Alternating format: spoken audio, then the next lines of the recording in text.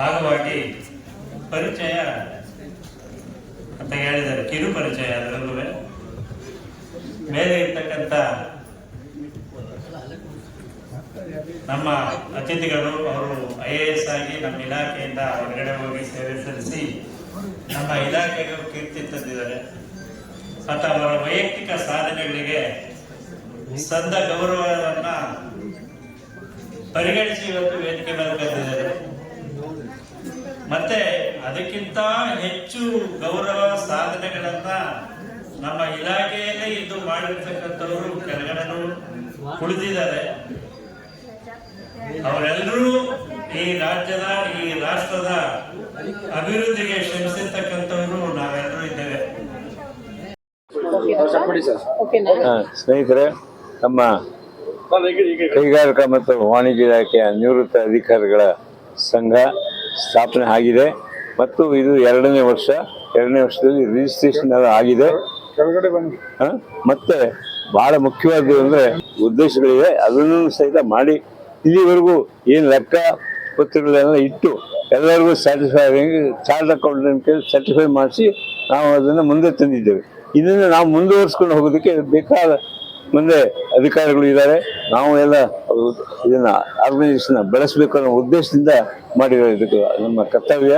ಏಕೆಂದರೆ ಎಷ್ಟೋ ಜನಕ್ಕೆ ಈಗಾಗಲೇ ನೀವು ಭಾಷಣದಲ್ಲಿ ಕೇಳಿದರೆ ನಮ್ಮ ಪೆನ್ಷನ್ದು ಪ್ರಾಬ್ಲಮ್ ಹೇಳಿರ್ಬೋದು, ಅಥವಾ ನಮ್ಮ ಹೆಲ್ತಿಂದ ಪ್ರಾಬ್ಲಮ್ ಹೇಳಿರ್ಬೋದು, ಅಥವಾ ನಮ್ಮ ಮಕ್ಕಳಿಗೆ ಎಜುಕೇಷನ್ ಕೊಡೋದಕ್ಕೆ ಬೇಕಾದ ಒಂದು ವ್ಯವಸ್ಥೆ, ಅದು ಸ್ಕಾಲರ್ಶಿಪ್ಸ್ ಕೊಡೋದಕ್ಕಾಗಲಿ ನಾವು ಕಾರ್ಪಸ್ ಫಂಡನ್ನು ಕ್ರಿಯೇಟ್ ಮಾಡಿ ಅದ್ರ ಬಡ್ಡಿನಲ್ಲಿ ನಾವು ಅವ್ರಿಗೆ ಅದೇ ಅತಿ ಕಡು ಬಡವರು, ಪರ್ಟಿಕ್ಯುಲರ್ಲಿ ಅಟೆಂಡರ್ಸ್ ಇರ್ಬೋದು, ಅಥವಾ ಅವ್ರಿಗೆ ಮಕ್ಕಳಿಗೆ ಯಾರು ಹೆಚ್ಚು ಓದಿ ಅವ್ರಿಗೇನು ವಿದ್ಯಾವಂತ ಆಗಿಲ್ಲದೆ ಇದ್ರೆ ಅವ್ರಿಗೂ ಒಂದು ಅನುಕೂಲ ಮಾಡಿಕೊಡ್ಬೇಕಾಗುತ್ತೆ. ಯಾಕೆ ನಮ್ಮ ಮಕ್ಕಳಿಗೆ ಗೊತ್ತಿನ ಪರವಾಗಿ ನಮಗೂ ಪರವಾಗಿ ಚೆನ್ನಾಗಿದ್ದೀವಿ, ದೇವರ ಒಂದು ಸಹಕಾರ ಇದೆ, ಸರ್ಕಾರದ ಸಹಕಾರನೂ ಇದೆ. ಇಲಾಖೆಯಲ್ಲಿ ಅವರು ನಮಗೆ ಸಹಕಾರ ಕೊಡ್ತಾ ಇದ್ದಾರೆ. ಅದರಿಂದ ಇದು ಯಶಸ್ವಿ ಆಗಲಿ ಅಂತ ನಾವು ದೇವರನ್ನ ಪ್ರಾರ್ಥನೆ ಮಾಡ್ತೇನೆ. ನನ್ನ ಹೆಸರು ನಾಗರಾಜು ಅಂತ. ನಾನು ತಿಪ್ಪೂರು ಇಲಾಖೆ ನಿವೃತ್ತ ನೌಕರರ ಸಂಘದ ವತಿಯಿಂದ ಕೈಗಾರಿಕೆ ಮತ್ತು ವಾಣಿಜ್ಯ ಇಲಾಖೆ ನಿವೃತ್ತ ನೌಕರರ ಸಂಘದ ವತಿಯಿಂದ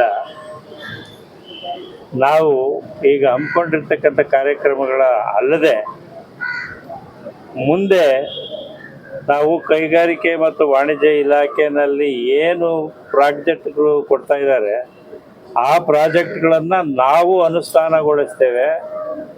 ನಾವು ಸಾರ್ವಜನಿಕ ಜೀವನದಲ್ಲಿ ನಮ್ಮ ಸಂಘದ ವತಿಯಿಂದ ಅನುಷ್ಠಾನಗೊಳಿಸಿ ಸಾರ್ವಜನಿಕ ಸೇವೆಯಲ್ಲಿಯೂ ನಾವು ಪಾಲ್ಗೊಳ್ಳೋದ್ರ ಮುಖಾಂತರ ಈ ರಾಜ್ಯಕ್ಕೆ ಈ ದೇಶಕ್ಕೆ ಅಭಿವೃದ್ಧಿ ಗೊಳಿಸ್ತೇವೆ ಅಂತ ಒಂದು ವಿಚಾರವನ್ನು ನಮ್ಮ ಸಂಘದ ಮುಂದೆ ಇಟ್ಟಿರ್ತಕ್ಕಂಥದ್ದನ್ನು ಸರ್ಕಾರಕ್ಕೆ ತಿಳಿಸಿದ್ದೇವೆ. ಆಯಿತು, ಮುಂದಿನ ದಿನಗಳಲ್ಲಿ ನಾವು ಅಂಥ ಅವಕಾಶಗಳನ್ನು ಕಲ್ಪಿಸಿಕೊಡ್ತೇವೆ ಅಂತ ಕೈಗಾರಿಕಾಭಿವೃದ್ಧಿ ನಿರ್ದೇಶಕರು ಮತ್ತು ಮಂತ್ರಿಗಳೂ ತಿಳಿಸಿದ್ದಾರೆ. ಈಗಾಗಲೇ ಯಾತಕ್ಕಾಗಿ ಈ ವಿಚಾರ ಹೇಳ್ತೀವಿ ಅಂದರೆ, ಬರೀ